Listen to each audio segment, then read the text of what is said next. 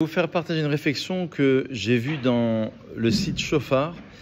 Avec c'est très long, je vais le faire en résumé parce que c'est un point qu'on va développer. Avec les 5 principes d'apprentissage, d'éducation du Rav Jacobson. Rav Jacobson est un Rav aux États-Unis, justement, on a des Américains ce soir, est un Rav aux États-Unis et qui a développé beaucoup de choses et entre autres aussi les 5 clés pour l'éducation. Il y a un point qui a prêté vraiment toute mon attention. Je voudrais vous faire partager ce soir. Et il cite l'exemple. Il dit une fois, il était avec son fils dans la rue et son fils voulait manger une glace au chocolat. On a tous connu, je pense, ce genre de moment. Et il lui offre une glace au chocolat. Voilà. Mais au moment où il allait la manger, il y a un pauvre qui passe devant et il lui dit essaye de faire la mitzvah. Une mitzvah, ce pauvre, il n'a pas de quoi, il n'a même pas 1 euro. Donne-lui la glace.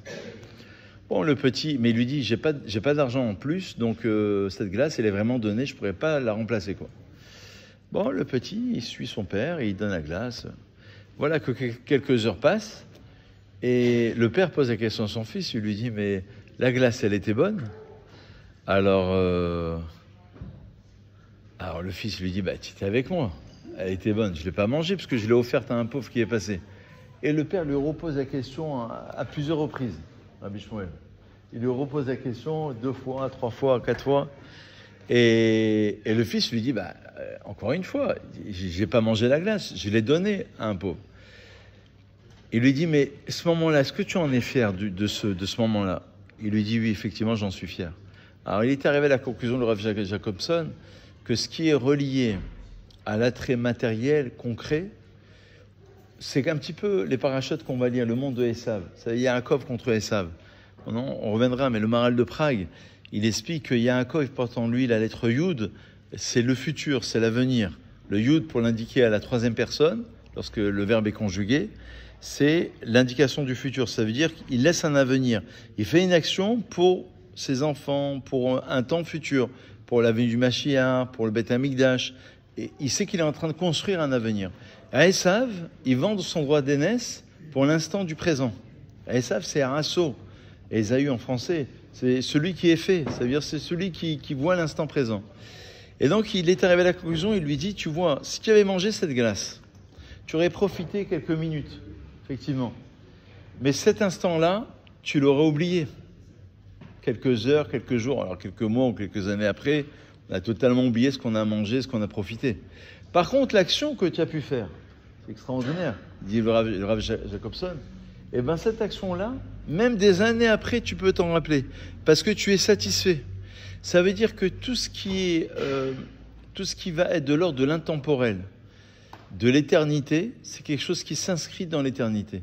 Tout ce qui est spirituel, ce qu'il appelle lui en hébreu Mabat Aruchani, la vision spirituelle. Mais pas seulement uniquement religieuse, mais c'est une vision qui n'est pas portée sur l'instant, sur le monde matériel, concret. Le monde matériel est concret, on en profite à ce moment-là. On achète quelque chose, on en profite, quelques jours passent, on a même oublié.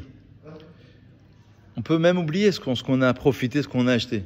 Alors que l'action que tu as pu faire, aider un pauvre, donner un sourire à quelqu'un, aider une personne âgée, faire traverser une personne, tout ça, ça peut avoir des répercussions, mais même à très long terme. Et cette idée-là, je trouvais qu'elle était essentielle parce que elle nous permet d'abord de prendre du recul sur les événements, du recul par rapport à ce qu'on souhaite, ce que l'on désire, et par rapport à nous-mêmes et par rapport à l'autre. Parce que des fois, on vit des moments, mais on n'en est pas complètement convaincu. On se dit, oui, mais peut-être que si j'avais fait autrement... Et les maîtres d'Israël disent, on se trompe jamais. C'est-à-dire que si on s'est trompé, c'est qu'il fallait qu'on se trompe. Ça veut dire que le moment qui nous est offert, ce sont des moments qui sont reliés à l'éternité. D'ailleurs, le Maharal de Prague, il dit que quelle est la définition de la mitzvah? C'est quoi une mitzvah? Alors, mitzvah, ça peut être un ordre, ça peut être un commandement, ça peut être une bonne action, une belle mitzvah. Il y a 613 commandements.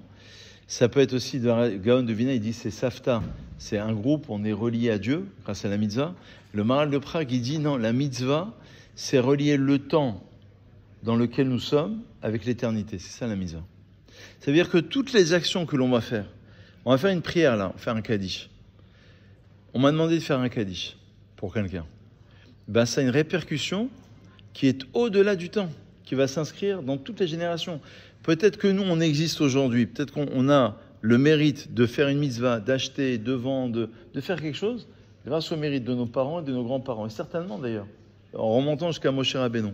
C'est-à-dire ça, c'est le srout, c'est la définition de la mitzvah qui permet de relier le temps à l'infini, le temporel à l'intemporel en quelque sorte. Et il dit mitzvah, justement, c'est safta, c'est être relié, c'est être regroupé, c'est être rattaché à quelque chose. Et c'est ça la dimension du peuple juif. Ce sont deux mondes parallèles. Je vais conclure sur cela, mais pour moi, cette réflexion a été très importante. C'est le monde de Yaakov par rapport à Esav. Yaakov, il est toujours dans une projection du futur. Il fait parce qu'il sait qu'il ne va peut-être pas voir la réalisation de ses propres yeux, mais il sait que ça va s'inscrire dans le temps.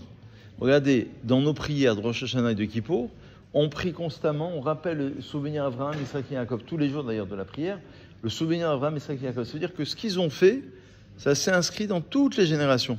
Ça, c'est la dimension d'une vision spirituelle qui est au-delà. Donc quand on doit faire une mitzvah, il dit, il faut absolument bien réfléchir et bien comprendre que on va, bien qu'il soit écrit dans la Gemara, parce que dans le Kiddushin, c'est marqué Schar Mitzvah Be'ay Alma Leka. Il n'y a pas de récompense de la mitzvah.